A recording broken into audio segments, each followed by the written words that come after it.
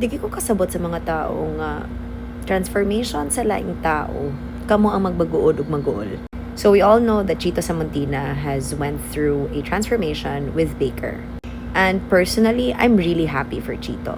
I'm happy because I know that him gaining weight after I met him really caused health problems for him. Because syempre, magkadako ka, mas hangakon ka. Aside po sa imong hangak, aside po sa mga apan-apan sa imong lawas, syempre imong self-esteem, no? Maapil man yun ana. Kaya naman yung uban nga makakita sila, and especially since mismo si Chito niingon na napasagdaan niya ang kaugalingon. So now nga niniwang siya, now na nagpa-hair transplant siya, now that he actually looks good, kamo gyapon ang problemado? Una sa tanan, kamo ba ang ni atubang sa mga side effects sa iyang pagpaniwang? Kamo ba ang nabaguod sa iyang gisakripisyo para muniwang siya og ingon ana from his previous weight? Ikaduha, kibalo ba mo unsa nakasakit ang hair transplant? Kibalo ba mo unsa nga level of effort and sacrifice on his part to have that transformation? Kay dili gid ba yan na dali, and it's not overnight. Mura gid na kasakitan sa Pilipino, no? Una, dili nimo matres, ikaw ang musplok nga boros. Karon nay makita nimo nga naitao nga gikan sa medyo dako-dako siya, ni gamay siya, gusto siya transformation because party na siyang trabaho. Kay syempre sa iyang trabaho, kailangan po diya nga proud siya sa iyang kaugalingon. Ako, I met Chito at that time nga dili pa siya ingon anak kadako. Of course, we had our own chit-chat back then. And nakita nako na from then, yes, mas nidako siya. Pero again, nalipay ko that he realized, no, that he needs to make a change. The same change that also nakita nako for myself mo bitong nagpaniwang ko. Magkatawa ko, it's because when we actually want to change ourselves for the better, because not because ginainsulto mo, but because nakita namo, no, among kakulangon, nakita namo ang mga butang nga kailangan namo bag-ohon, ug syempre amo pong unahon among mga kaugalingon kay lisod pod na no nga bisan na bang di mo ganahan namo pero obsessed ba kay mo namo. Lisod pod nga mag-amo mami pati sa inyong mga kalagot pero among mga kaugalingon dili na mo maplastar. Ako, the transformation of Chito magagawas man gid sa ako ang feed. And personally, nakita gyud nako nga bisan pag unsa ka maayuhang produkto ug mismo ang tao kailangan gyud mag-effort. Mao man ay gipili niya, mao man pud na iyang gibarugan og desisyon niya. And as long as wala man ka mo na hassle, as long as dili man ka kamo ang nagasto, as long as di mo pud kamo ang nasakitan, di ba? So ngano kamo man ang daghan kaayog opinion? Sama ra gud na sa giingon ni Vice Ganda atong concert niya. Kung kinsa pay wa diha mo pay saba. Kung kinsa pay wa diha mo pay daghang opinion ug ma-offend. Kung kinsa pay way labot, mao pa ni daghang yamar. Kana man gud si Chito is a public figure. Parte sa iyahang platform ang syempre itsuraan siya. Kay syempre aside sa itsuraan siya, confident siya. And the more nga confident siya ug iyang bantayan ug iyahang tagaan ug pagtagad ang iyang kaugalingon, the more pud siya nga mas daghan pa siya mapalipay. Mas daghan pa sad siya maserbisyuhan ug mas daghan pa siya mabuhat ng mga content nga mas confident na siya because dili naman siya ma-insecure, dili naman siya maguol ug dili na pud siya hangakon. Sama ra gud na sa gipost ni Maditelma, di ba? Nga katunga time nga nagkauban sila ni Chito nga hangakon si Chito tungod sa iyang size, tinuod gyud na. And not just hangakon. Syempre, the bigger you are, the more prone you are to diseases. The more prone you are to things that are not healthy for you. Kasi syempre, it has a lot to do ba yun with your weight. Labi na if you are overweight for your height. Same ra gud na sa ako, I have to lose weight not for vanity, not for the sake nga okay ginainsulto ko ninyo kay inyo kong gi-post nga this and that. And yes, mismo si Dr. Baker gi-insulto biya kog apil no. Pero ang point diha is it is what it is. Ang importante nga sila man nang insulto, ang importante nga ako ako'y pakialam. Kay magpaniwang ko, ako maning effort. Magpaniwang ko, ako maning desisyon. And magpa-effort and magpaniwang ko para nga akong kaugalingon ako na pong kanang panerbisyuhan kay daghan ba kay kog role.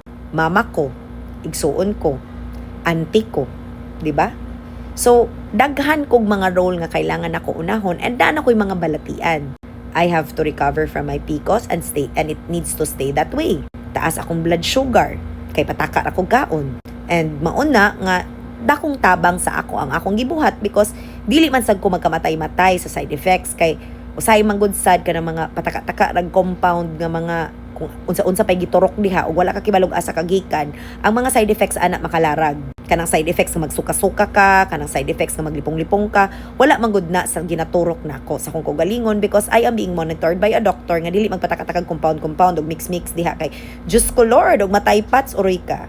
Pero maon na, all of the things that we do to our bodies are things that or are risks that we are willing to take. Ang ako lang, og wala kay labot sa transformation ni Chito, kay dili man ka ikaw ang nagbayad, di man ka ikaw ang nagunahuna, og dili man ka ikaw ang ni-decide. Unya isa pa, kumingon kag walay angay si Chito. Sa imo man na, di man na sa iya.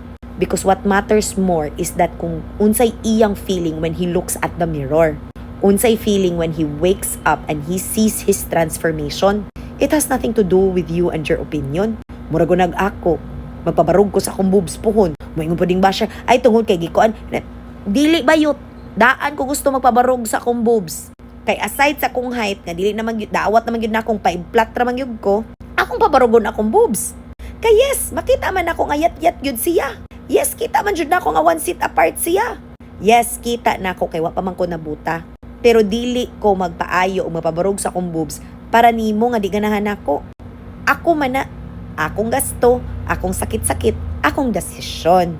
Kay at the end of the day, ako ba yung tanaw sa akong boobs, no? Ako biya siguro pod ang gusto nga nakoy boobs, nakoy batang. Kay mo lagi na i-post biya pod ninyo akong picture unya nagtuo mo nga ikasakit ko na. Ngamo jud akong itsura besh. Ngano mas kamo may ikasakit nga di man kana inyo. Unya kung kinsa ra bagitoy kusog kaayo maghilabot nako no. Pagtanaw utro ra basang Diyos ko subidahon.